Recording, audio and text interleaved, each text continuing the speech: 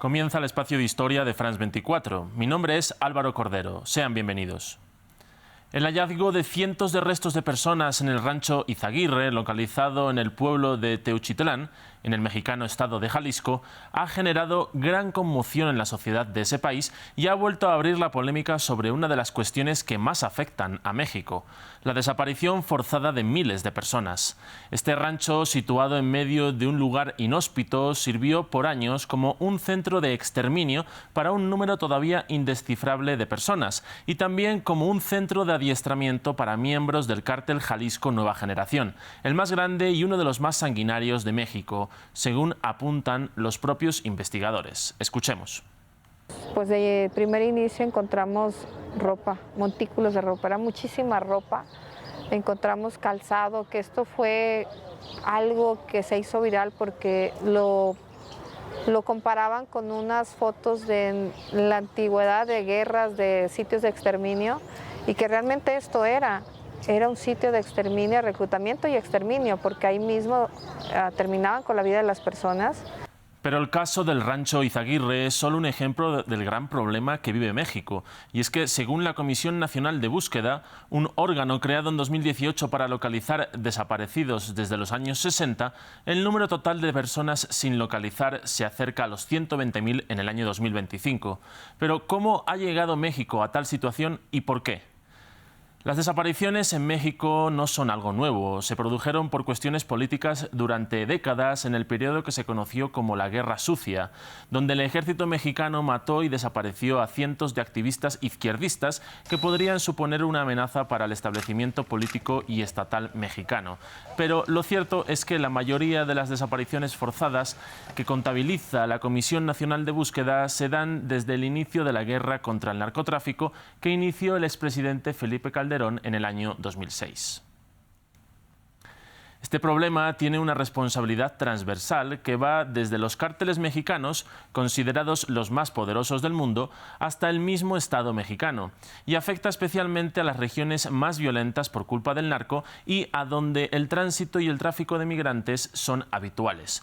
Uno de los ejemplos fue el vivido en San Fernando, Tamaulipas, entre el año 2010 y el 2011. Primero, el cártel de los Zetas masacró a 72 migrantes procedentes de Centro y Sudamérica que fueron desaparecidos en un primer momento y localizados tiempo después gracias a una llamada anónima. Y después, en el año 2011, fue localizada una fosa común con más de 200 cadáveres, presumiblemente de migrantes.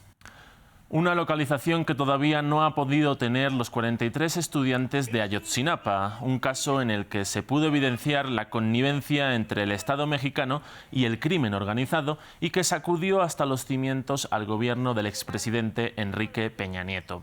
En 2014, un autobús con estudiantes de una escuela normalista rural fue asaltado por hombres armados y estos 43 estudiantes fueron desaparecidos. Las diferentes versiones y falsedades que dieron las autoridades sobre los autores mostraron la colusión y la implicación, lo que hizo que el caso fuera considerado como un crimen de Estado, un crimen que sigue sin resolverse.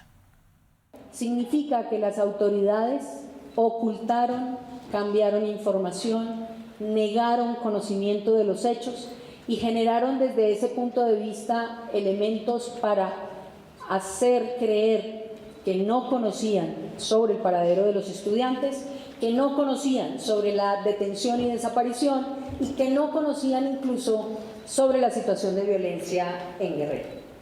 Pero a pesar de su impacto, las desapariciones siguieron aumentando en México, no necesariamente con casos tan sonados y masivos como el de Ayotzinapa, pero sí con un goteo constante y cada vez más extendido.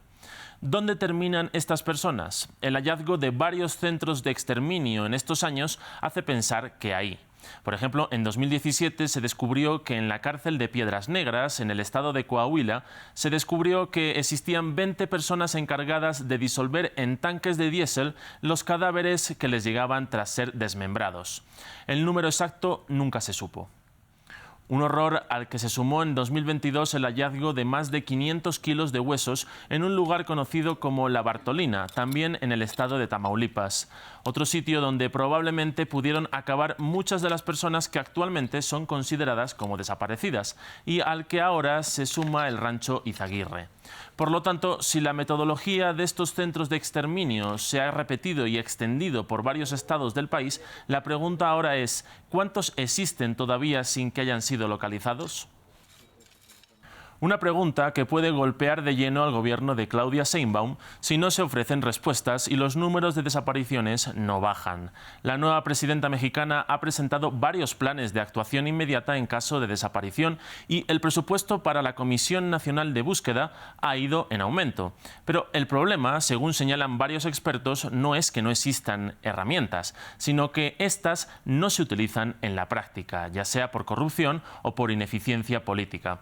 Pero de seguir así, la cuestión de las desapariciones forzadas y la violencia en México podrían convertirse en un peso insoportable para la sociedad y para la supervivencia de cualquier proyecto político.